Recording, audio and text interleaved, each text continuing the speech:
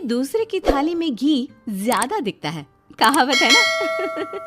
तो उसी कहावत से प्रेरित होकर ये कहानी सुने। मीरा अपनी सहेली सीमा से कहती है, क्या रे सीमा, तेरे जैसी सास भगवान सबको दे। कोई रोक टोक नहीं, कोई बोलियां नहीं, आराम से रहती है और आराम से रहने देती है। एक मेरी सास है। माना कोई रोक टोक नहीं है, लेकिन दूसरी कई परेशानियां हैं जो मेरी सास के साथ है, तू नहीं समझेगी। चल अच्छा रखती हूँ, ननद आई है, उसकी खातिरदारी करनी है। मीरा सीमा की सास से काफी इम्प्रेस रहती है। फिर एक दिन सीमा मीरा के घर किसी काम से जाती है। मीरा की सास कहती है, हाँ भाई सीमा, क्या करने आई है? घर में कोई काम धाम नहीं है क्या? सीमा को तो शौक लगता है, ऐसे कोई कैसे बोल सकता है। आंटी, मैं कौन सा कुछ लेने आई हूँ, देने ही तो आई हूँ। ये अचार बनाया था। तभी मीरा आ जाती है। अरे तू अचार लाई है? तेरी सास ने कुछ कहा नहीं? यहाँ मेरे घर पर तो सामान सड़ जाए, लेकिन मेरी सास मजाल है किसी को चवन्नी भी देने दे। अरे क्यों ना बचाऊं चवन्नी, मेरे बेटे की मेहनत की कमाई है। तेरे भरोसे रहूं तो सब लुटा दे। अब ले ले अचार उससे और दफा कर। मीरा सीमा से अचार लेकर उसे बाहर तक छोड़ने जाती है। अरे यार, तेरी सास तो बहुत अच्छी है। क्या बात कर रही है? कितनी तो बेइज्जती करती तेरी, लेकिन फिर भी तुझे मेरी सास अच्छी लगी। मेरे घर आजा कभी, मेरी सास को देखेगी ना तब पता चलेगा। अरे इससे ज्यादा बुरा क्या हो सकता है। जरूर आऊंगी मैं तेरे घर, लेकिन मैं कुछ लेकर नहीं आ सकती। हाँ, देख रही है ना मेरी सास का हाल। हाँ हाँ, कुछ न लाना, मैं तो कहती हूँ खाली झोला ले आना बस। सीमा चली जाती है।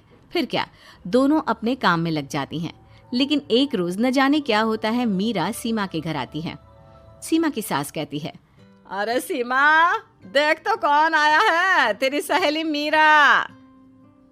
मीरा, आज कैसे यहाँ पर? आजा आजा। और ये हाथ में क्या है तेरे? क्या मतलब? कुछ नहीं आंटी जी, ये तो खाली थैला है। वो क्या है ना, मंडी जा रही थी तो सोचा मीरा से मिलती चलूं। अरे काहे को मंडी जाना, कल ही मेरा बेटा सब्जी लेकर आया है। अरे मीरा, जरा सीमा का ये थैला तो भर दे। मीरा घबरा जाती है। अरे नहीं नहीं माँ जी, बिल्कुल नहीं, मैं कुछ नहीं ले सकती। हम लोग ना अलग सब्जियां खाते हैं। खैर, मीरा सब्जी तो नहीं लेती, लेकिन सीमा की सास तो न जाने क्यों कद्रदान हुई रहती है। अरे मीरा, जरा चिकन मटन बना ले, तेरी सहेली आई है। मैं फोन कर देती हूँ, वो दे जाएगा। और सुन, मिर्च जरा तेज कर देना। लेकिन मीरा तीखा नहीं खाती है माँ जी। अरे खाना चाहिए। अब सीसी करेगी ना तो नाक का सारा कचरा भी निकल जाएगा। हाय रे, कितनी अच्छी है तुम्हारी सास। हाँ, तभी आसपास के सारे यहाँ खड़े हो जाते हैं सुबह से ही। अभी 2 मिनट रुक ना, खुद पता चल जाएगा। तभी पड़ोसन आती है।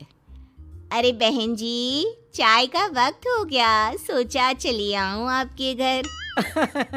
अरे क्यों नहीं क्यों नहीं, वो क्या है ना, बहू की सहेली आई है तो चिकन बन रहा है, वो भी लेती जाना। मैं जरा ज्यादा ऑर्डर कर देती हूँ।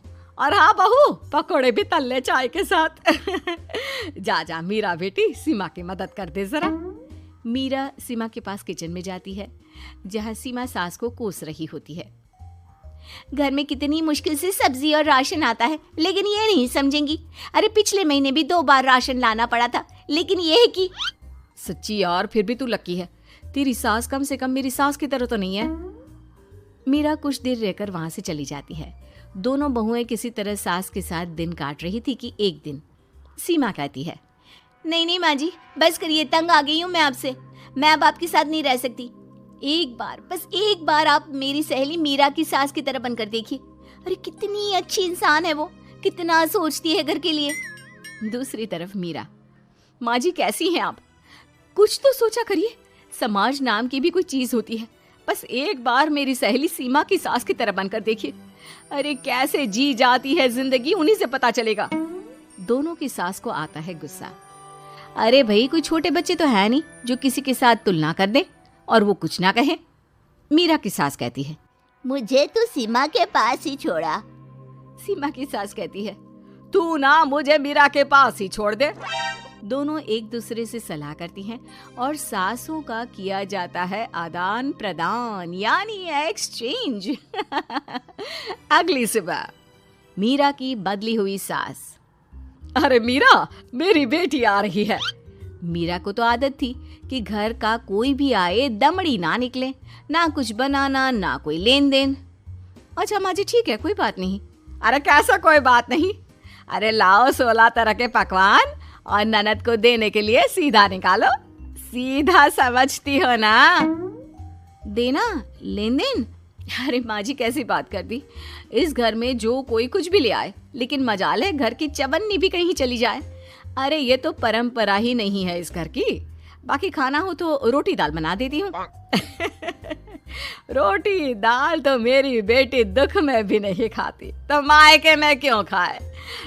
मैं अभी चिकन मटन पनीर और दाल ऑर्डर कर रही हूँ, सब बना देना। लेकिन मेरी तो आदत ही नहीं है इतना सारा खाना बनाने की। नहीं माँ जी, मुझे तो माफ करें। अरे कैसी बात कर रहे? तेरी सास की बेटी नहीं आती थी क्या? आती थी ना, खूब आती थी, लेकिन मजाले की सास कुछ एक्स्ट्रा कर दे। माँ जी देखिए, मेरी तो ये आदत नहीं है। दूसरी तरफ सीमा। माँ जी, वो मेरे मायके से लोग आ रहे हैं, तो मैं जरा उन लोगों के लिए कुछ बना लेती हूँ। क्यों बना लेती हो? दाल रोटी बनी है ना, साथ में अचार रख देना। वैसे आ क्यों रहे हैं बेटी के घर? सीमा को तो बहुत बुरा लगता है। कहाँ तो उसकी सास पड़ोसी के कुत्ते को भी घी की रोटी खिलाती है, और कहाँ ये मीरा की सास जो उसके मायके वालों के लिए सूखी रोटी अचार रख देने की बात कर रही है। वो मेरी भाभी आई है ना, नई, तो शादी के बाद भाई पहली बार आ रहा है। हाँ तो उन लोगों को बोल दो, हमारे घर का रिवाज है सास के लिए 10 साड़ी हार और सजावट का सामान लेकर ही आना, समझे? सास तो बोली जा रही थी, लेकिन सीमा को कुछ समझ में नहीं आ रहा था कि वो क्या करे। सीमा का पति। अरे सीमा क्या हो गया? तुम्हें तो माँ से बिल्कुल ऑपोजिट चाहिए थी ना। कहाँ माँ हर किसी के आव भगत में तुम्हें लगा कर रखती थी, लोगों से खूब मिलती, घर का सामान बांटा करती थी। अरे याद है ना, तुम्हारे घर वाले आते थे 1 पैकेट लेकर और जाते थे पूरे 10 थैले के साथ।